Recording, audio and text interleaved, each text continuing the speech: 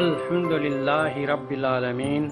அஸ்ஸலாத்து வஸ்ஸலாமு அலா ரசூலிஹி வ ஆலிஹி வ அஸ்ஹாபிஹி அஜ்மாயின். மின்னல் அவன் எத்தகையவன் எனில் அச்சத்தையும் அதே நேரத்தில் மழைக்குரிய ஆதரவையும் தரக்கூடிய நிலையில் மின்னலை அவன்தான் உங்களுக்கு காட்டுகிறான். கனத்த மேகத்தையும் அவனே உண்டாக்குகிறான். சூரத்துர் ராது வசனம் 12. இந்த வசனத்தில் மின்னலை பற்றி 2 விஷயங்கள் கூறப்பட்டுள்ளன. ஒன்று, மின்னல் அச்சத்தை ஏற்படுத்தும் விதமாக காட்டப்படுகிறது என்பதாகும். இரண்டாவது, மழைக்குரிய ஆதரவை கொடுக்கும் நிலையில் மின்னல் காட்டப்படுகிறது என்னும் விஷயமாகும். அறிவியல் அறிஞர்கள் இவ்விரண்டு விஷயங்களையும் ஆராய்ந்திருக்கிறார்கள். அறிவியல் படி வானத்தில் தோன்றுகின்ற மின்னல் என்பது இயற்கையாக ஏற்படுகின்ற மின்சக்தியாகும். மின்னலில் மின்சார சக்தி இருப்பதை 1752ஆம் ஆண்டில் பெஞ்சமின் பிராங்க்லின் என்னும் அமெரிக்க விஞ்ஞானி கண்டறிந்தார். சரி, மின்னல் எப்படி ஏற்படுகிறது? வானத்தில் தோன்றுகின்ற மின்சக்தி ஓரிடத்திலிருந்து மற்றொரு இடத்திற்கு பாய்ந்து செல்லும் போது மின்னல் ஏற்படுகிறது. இதை அறிவியல் அறிஞர்கள் கண்டறிந்திருக்கிறார்கள்.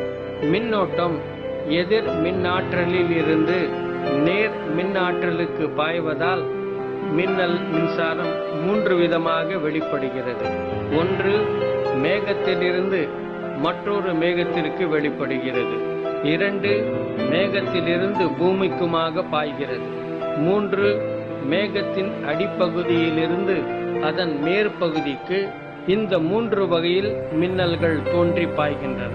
ஒரு மின்னலில் ஏற்படும் மின்சாரத்தின் அளவு சுமார் 30 இலட்சம் யூனிட்டுகளாகும். இதனால் மிக பெரிய அளவில் வெப்பமும் ஒளியும் வெளிப்படுகின்றன. இந்த ஒளி கண்களையும் கூசச் செய்கிறது. மேலும் ஒரு சாதாரண மின்னலில் வெளிப்படும் வெப்பமானது சூரியனின் மேற்புறத்து வெப்பத்தை போல் 5 மடங்காகும். இந்த மின்னலின் வேகம் வினாடிக்கு 1,60,000 கிலோமீட்டர் ஆகும்.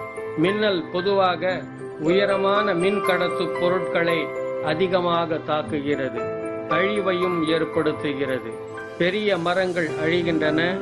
விலங்குகளும் மனிதர்களும் மின்னல் தாக்கி மறிக்கின்றார்கள். கட்டிடங்கள் சேதமடைகின்றன. வீட்டிலுள்ள மின் பொருட்கள் நாசமடைகின்றன. எனவே மின்னல் என்பது அச்சம் தரக்கூடியதாகவே உள்ளது. இரண்டாவது விஷயம், மின்னல் என்பது மழைக்குரிய ஆதரவை கொடுக்கும் நிலையில் காட்டப்படுகிறது என்பதாகும். சாதாரணமாக மின்னல் என்பது எல்லா காலங்களிலும் வானத்தில் மேகங்களுக்கு இடையே நிகழ்ந்து கொண்டுதான் இருக்கின்றன. மின்னல்களில் சுமார் 65% அதிகமாக மேகங்களுக்குள்ளேயே நிகழ்கின்றன. அவை பூமிக்கு வந்தடைவதில்லை, நம் கண்களுக்கும் புலப்படுவதில்லை. மின்னலின் மின்சாரத்தை கடத்தும் காற்றின் ஆற்றலானது காற்றின் வெப்பநிலை, காற்றின் ஈரம், காற்றின் அடர்த்தி ஆகியவற்றை பொறுத்து அமைகிறது. ஈரமற்ற காற்று மிக நல்ல மின் கடத்தா பொருளாக இருக்கிறது. ஆனால் நீராவியை பெருமளவில் பெற்றிருக்கும் ஈரக்காற்று நல்ல மின் கடத்தியாக இருக்கிறது. மழைக்கு முன்பாக கருத்து திரண்டிருக்கும் மழை மேகங்கள் ஈரம் மிக்கவை. எனவே மழைக்கு முன்பாக மின்னல்கள் தீவிரமடைந்து நம் கண்களில் படும் வகையில் பளிச்சிடுகின்றன. மழையின் வரவை நமக்கு உணர்த்துகின்றன. மேலும் மழை குறையும் பொழுதும் மழை நின்றுவிடும் பொழுதும் ஈரமிக்க மேகங்கள் இல்லாமல் போவதால் மின்னல்கள் நமக்கு தெரிவதில்லை. இந்த அறிவியல் உண்மையைத்தான் திருக்குர்ஆன் மழைக்குரிய ஆதரவை தரக்கூடிய நிலையில் மின்னல் காட்டப்படுகிறது என குறிப்பிடப்பட்டுள்ளது. மேலும் மழையோடு மின்னலும் மின்னுவதால் ஒரு வருடத்திற்கு 10 கோடி டன் அளவிற்கு நைட்ரஜன் உரம் பூமிக்கு இலவசமாக கிடைக்கிறது. அல்ஹம்துலில்லாஹ்.